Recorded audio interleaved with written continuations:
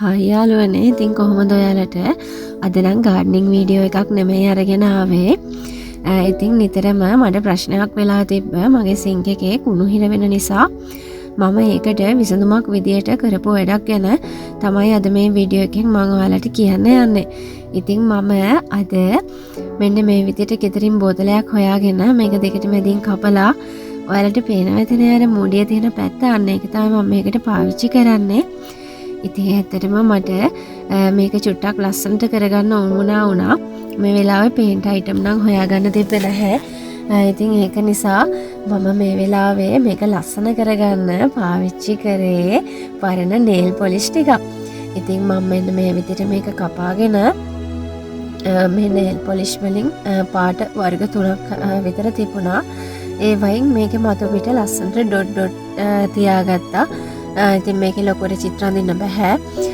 ඉතින් මම ඔන්න ඔය විදියට මේකේ මතු පිට ලස්සනට ඩොට් තියාගත්තා. ඉතින් අද මට මේ වැඩ ටික කරගන්න උනේ තනියම. අද මෙතුණක් නැහැ.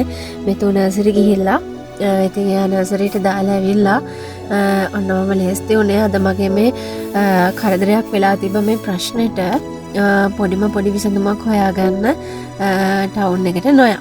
ඉතින් ඔන්න මම මේකේ මෙන්න මේ විදියට ලස්සනට විසිතුරු විදියට ඩොට් ටිකක් තියාගත්තා.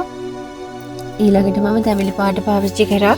ඊළඟට මම රෝස පාට පාවිච්චි කරා. ඉතින් මේක මුලදී නම් ලොකු ලස්සනක් පෙනුනේ නැහැ. ඒක එහෙම වුණාට මේ වැඩේ ඒ කියන්නේ මේ ඩොට් ටික තියාගෙන ඉවරුණාට පස්සේ බලද්දී සාමාන්‍යයෙන් ඒකේ අමුතුම ලස්සනක් මම දැක්කා. ඉතින් ඔන්න ඔය විදියට මම මෙහෙම මේක ලස්සන කරගත්තා. ඒ වගේම මම මේකේ මූඩිය තියෙන පැත්ත පාවිච්චි කරේ අර පියනට දැලක් හයි කරන්න බලාගෙන. මොකද කෙලින්ම මේකට මේක සිංක් එකට හයි කරෝතින් වෙන්නේ අර මේ රොඩු ගිහිල්ලා මේ සිතුරු අවහිර වෙලා ඊට පස්සේ මේකෙනුත් වතුර ගලා බහින එක නතර වෙනවා. ඉතින් ඒ නිසා මම තව පොඩ්ඩකින් ඔයාලට වීඩියෝ එකේ පෙන්නන්නම්.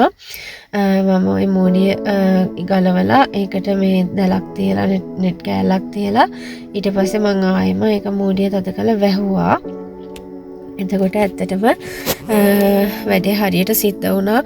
නැත්තම් වෙන්නේ අර මේ බත්තට යොමයෝ ගිහිල්ලා අර සිතුරු වැහිලා ඊට පස්සේ ආයෙම මේක ඇතුලෙන් වතුර මේ එළියට වැටෙන එක නතර වෙනවා. ඉතින් ඔන්න බලන්නකෝ මෙන්න මේ විදියට තමයි මම මේක සකසා ගත්තේ.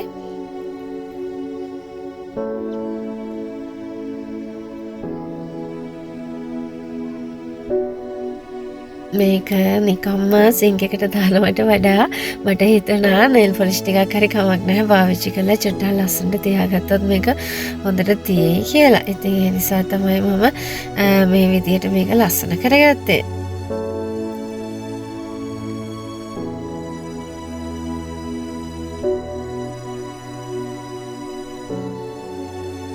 ඔන්න දැන් හරි. දැන් රෝස පාට මේකට එකතු කරන්න යන්නේ. ඔන්න මම රෝස පාටිනුත් මේක ලස්සන කරගත්තා.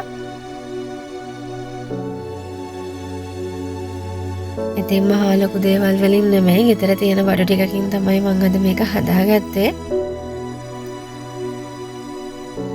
බලන්නකෝ වැඩේ හොඳයිද කියලා.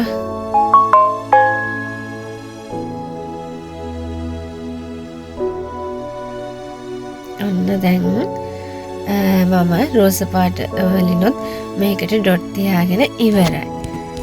ඔය විදිහට තමයි මම මේක ලස්සන කරගත්තේ.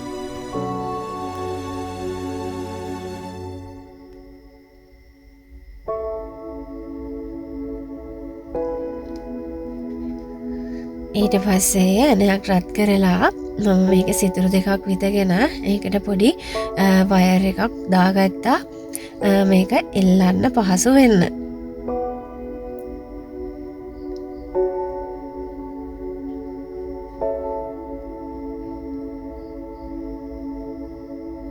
ඊළඟට මම මේක සිංක් එකේ ටැප් එකේ යටම කොටසේ චුට්ටක් ගැට ගහලා බැලුවා. මම ඔයාලට අර කලින් කිව්වා වගේ මේකෙදී අර ආපු අතුරු ප්‍රශ්නයක් තමයි අර මේකට එකතු වෙන මේ කුණු රොඩු ගෙහෙල්ලා අර සිදුරු වල රැඳිලා ඊට පස්සේ අටින් වතුර ගලාගෙන යන එක අවහිර වෙනවා. ඊට පස්සේ මේකේ වතුර ගලාගෙන යන නැති වෙනවා. ඉතින් ඒක නිසා දැන් මේක මේ විදිහට කාන්ට මම මේ පටිය ගාන්ට සකස් කරගෙන ඊට පස්සේ මම කරේ මේකට නෙට් කෑල්ලක් හොයාගෙන අර නෙට් එක අර පියනේ පැත්තට තියලා ඊට පස්සේ ආපහු පියනරලා මේ නෙට් එක තියලා ඊට පස්සේ ආයෙම පියන තද කරා ඊට පස්සේ ඒක අර දැලක් විදියට තියෙනවා ඇතුලේ.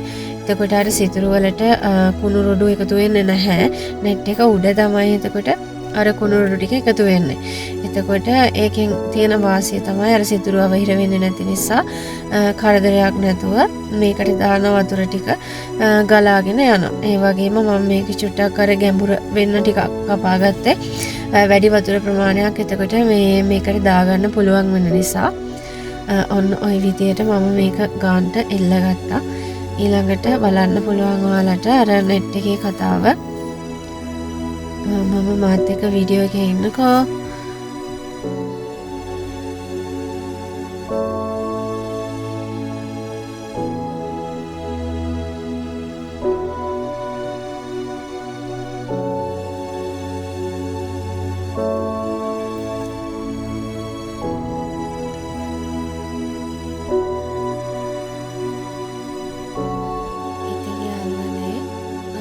හිතනවා මට තියෙන කරදරේම ඔයාලටත් ඇති කියලා.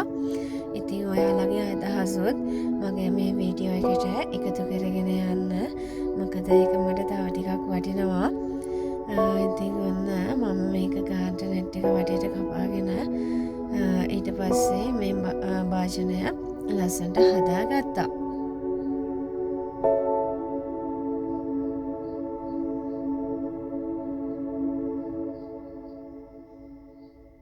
දැන් වැඩේ හරි. ඔන්න දැන් ටෙස්ට් කරලා බලන්නයි ලේස්තිය.